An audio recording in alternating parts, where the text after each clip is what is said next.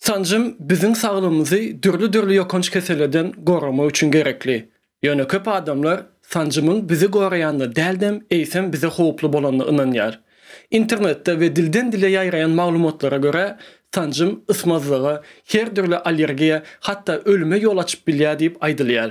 Elbette sancımın ziyanlı täsirler bolup biler. Emma bu sancımın düýbünden bizim sağlığımıza howpludygyny ynanmamız üçün yeterlimi? Gelin bilelikde sancımın bedenimizde nädip işleyişine yakından seyredelim. Sancımın täsirlerinin nädip ve näme üçin ýüze çykýandygyny düşünmek üçin ilki bilen immunitet sistemamyzyň işleşine göz atalım. Häzirki pandemiýa döwründe iň köp agzylýan sözleriň biri bolan immunitet. İmmunitetiň güýçli tut, immunitetiň güýçlendirmek üçin sagdyn iýip iç diýip siz eşdensiňiz. Siziň pikiriňizçe immunitet biziň niremizde ýerleşýär? Siz jogabyny aşakda ýazyň, birazdan muňa geleriz.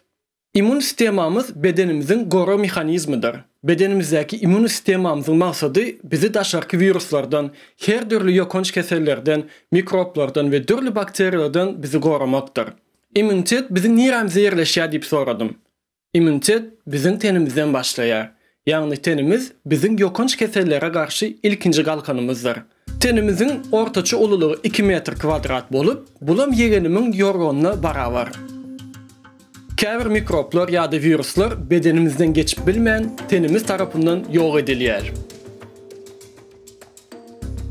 Ýöne biz her sagatda bir näçe sapar ýüzümizi elleýäs we bu sebäpden käbir viruslar gözümüz, burnumuz, ağzımız arkaly bedenimize girip bilýär. Gelin bu viruslary duşman diýip adlandyralyň. Duşmanlar ganymyza garşmadan ozal, sümük gabyklaryna ýapyşýar we olaryň köpelmesiniň öňüni alýar. Bedenimizde 400 metr kvadrat töwereg sümük bolup, bulam bir basketbol meýdanynyň ululugyna deň gelýär. Sümük gabyna ýapyşan duşmanlar burun hem ağız ýolu bilen bedenden daşaryk çykarylýar. Ýagny mikroplar içimize geçen mahaly tüýkürkler olaryň daşyny worşap hereketsizlendirýär we sümük arkaly daşary çykarýar. İçimize mikrop çykany hem park etmeýäs. Diýseň üýtgeşik. Köplenç aşgazanymız hem öz gezeginde mikroplary ganymyza garşmadan ozal, içindäki kislatalar arkaly ýok edip bilýär. Emma käbir duşmanlary bul hem yeterlik däl ve ganymyza garşýar. Gana geçen duşmanlar her minutda 2 hisse köpelmäne başlaýar ve immun sistemamyzy gorayan eskerler kömege ýetişýär. Milyard öýjükli immun sistemamyzdaky makrofaglar duşmanlaryň yerini irki kesketlep olara hüjüm edýärler. Ýeke makrofag yüzlerce duşman ýudup ýok edip bilýär. Canly şekilde bu ineşeýle bolýar. Makrofaglar hüjüm esnasında neutrofil ve tebii öldürücü öýjükleri kömege çağırmak üçin himik signallar goýberýär. Doğuştan immun sistemamyzda bolan makrofaglar, neutrofiller ve tebii öldürücüler bilelikde duşmana garşy goranýar. Eger duşman bular yeňip geçse, garşysyna has güýçli dendrit öýjügi çykýar. Bu öýjük duşman we söweş barada ähli maglumatlary toplap, iň ýakyn limfa döwümine tarap ýola düşýär ve toplam maglumatlaryny T öýjükler bilen paýlaşýar. T öýjükler ýörüýte duşman nişany alýan molekulyar ýaraglary, ýagny antikorlary emele getirmek üçin bu öýjükleri işçiňleşdirýär. İmmun sistemamız indi duşmanı oňat kesketlep, onu ziyanlaşdyrmak we bizi goramak üçin milyonlarça antikor ýaraglary öndürmäne başlaýar we şeýlelik bilen duşmany ýeňmäni başarýar. Gynansak da virusa garşy yeterlik antikorlaryň öndürmegi bir näçe gün alýar we bu wagtyň içinde virus bedenimize bir näçe ziyan berip bilýär. Ýyklan pelwan görüşden doýmaz diýişi ýaly duşman ýok edilenden soňra ýene täzeden bedenimize söweş açyp biler. Emma immun sistemamyzdaky ýat öýjükleri öň ýeňen duşmanlary uzun wagtda ýatda saklaýar we antikor ýaragly arkaly duşmany indik hüjüminde ilkinji gezekden has çalt ýeňişe sezawar edýär. İmmunitet duşmanlary ýatkeş öýjünde tutmagy bizi käbir kesellere garşy ömür boýu gorap bilýär ve şo bir kesel bilen ikinji gezek kesel bolmazlygyň öňüni alýar. Edil şu sebäpden ýaş çağlaryň immun sisteminde ýat öýjükleri boş bolan sebäpli we entek duşmanlary garşy goragy bolmany üçin ýygy-ýygydan keselleýärler. ve munun öňüni almak maksady bilen entek çağı wagtymyzdan bize sancım edilip başlaýar. Her yetkinjek kişinin elinde sancım izlerini görüp bilersiňiz. Adamzat ýaşaýyşynda möhüm orun alan sancımyň tarihi 18-nji asyrlara daýanýar. İlkinji sancımlar häzirki zaman tehnologiýasy bilen dälde, eýsem gaty ýöneköý usullar bilen döredildi. İngiliz doktor Edward Jenner tarapyndan mama keseline garşy ilkinji sancım oýlanyp tapyldy. Mama epidemiýasy ören uly möçberde adamlaryň ölümine sebäp boldy. Bu kesel köplenç ýaş çağlara täsir edip, gyzdyrma, gusma we titreme ýaly alamatlar görkezip, tenlerinde maýda gyzaryklar emele gelýärdi. Diňe Ýewropada 18-nji asyrda 400 000 ýakyn adam öldü we diğer galanlaryň 3-den 1 bölegi kör boldy.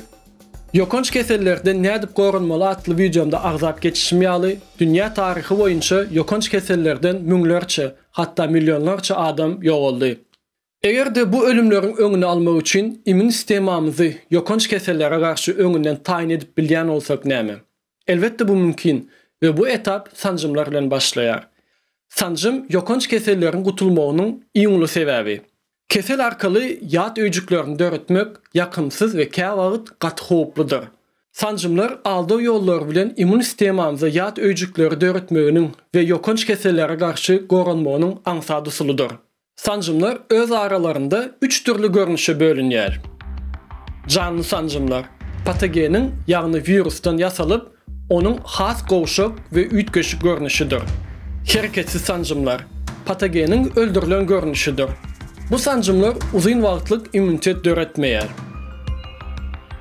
Sancımların her iki görünüşinde gowşaklyk we hereketsizlik patogenin ýokanç keselleri öwrülmesiniň öňüni alýar. Edil virusların, yani düşmanların bedenimize söveş açışı ýaly sancımlar da immun sistemimize söveş açıp hakyky düşmanları tanamagy ve olardan gorunmagy bize öwredýär. Üçüncü sancımyň ady subunit sancımy. Patogenin antigen diýip atlandyrýan bir böleginden ýasalýar ve immunitetiň täsirini güýçlendirýär. Häzirki wagtda alymlar koronavirus pandemiýasyna garşy her 3 görnüşde de sancım ýasamagy başardylar. Bulara goşmaça mRNK görnüşli täze sancım hem oýlanyp tapyldy. Häzirki zaman tehnologiýasy bilen döredilen mRNK sancımlaryň beýleki sancımlardan tapawdy, immun sistemimizdaky öýjüklerimize virusa garşy biolog, ýagny proteinleri ýasamagy öwredip, ýokanç kesellere garşy bizi gora astynda tutýar. Bu sancımlar ýasalandan soň ilkinji haýwanlarda deňelýär we ziyanly täsiri görülmedik ýagdaýda adamlarda da deňelip başlaýar. Birinci tapkırda birnäçe milletin adamlarda, ikinci tapkırda yüzlerce adamlarda ve üçüncü tapkırda olsa müňlerçe adamlarda deňelýär. Elbette bu tapkırların ählisi bütün dünya sağlığı goraýyş guramasy tarapyndan ýakyndan gözler astynda tutulup, sancımların howpsuzdygyny hem de virusa garşy goraýyş täsiri ýokary derejede görülenden soň adamların sancım edilmesine ruhsat berilýär. Sancımların bize peýdasy boluşy ýaly ziyanly täsirleri hem bolup biler. Sancım edilenden soň bir kişide ýürek bulanma, kelle ağrı, ýadawlyk, gyzgynlyk ýaly täsirler ýüze çykyp biler. Elbette bu täsirler sağlığımıza kän howplu bolman birnäçe saatyň içinde geçýär. Beýle ýagdaýlaryň ýüze çykmagynyň sebäbi bolsa immunitet reaksiýasynyň başlangyjydyr. Ýagny bedenimiz potensial patogeni tanap, eskeri türgenleşigine başlandygyny görkezýär. Eýem bir ýyldan köprek dünýämiz kıyın synalardan geçýär. Geçen 2020-nji ýyl bize kän sapak beren bolsa gerek. Ýakynlarymyzyň we öz saglygymyzyň hemme zatdan wajypdygyny öğrendik. Maskasyz arasy howadan dem almagy küýsedik. Geljegimiz üçin guran planlarymyzyň köpüsini bir virus gelip ýykyp taşlady. Taryhda näçe pandemiýa wakasy boldy we ählisini ýeňmege başardyk. Gyzga wagtyň içinde bütün dünya ýaýran COVID-19 pandemiýasynyň gutulmak ýollaryndan biri sancımdyr. Sancımsyz ýoly ýokmu diýip sorasaňyz, elbetde bar. Ýöne bu ýol bizi nire äkider belli däl. O nädipmi? Şeýle, bu ýolda ähli adamlar ýokanç kesel bilen keselläp, oňa garşy tebigi şekilde immunitet gazanmaly. Muňa da köpçülikleýin immunitet diýilýär. Emma virüs kişiden kişiye türlü ýagdaýlarda täsir edýän üçin biz keseldämizde bize nämenin garaşýandygyny bilemzok. Şonuň üçin hem sancym arkaly gyska wagtyň içinde saglyklly ýol bilen bu wirusy ýeňip bilersiz. Elbetde, bu videoda men sizi sancıma çağıramok. Bu sizin şahsy kararyňyz we ýatdan çykarmam. Howpsuzlyk kemerini takıp takmazlyk sizin eliňizde.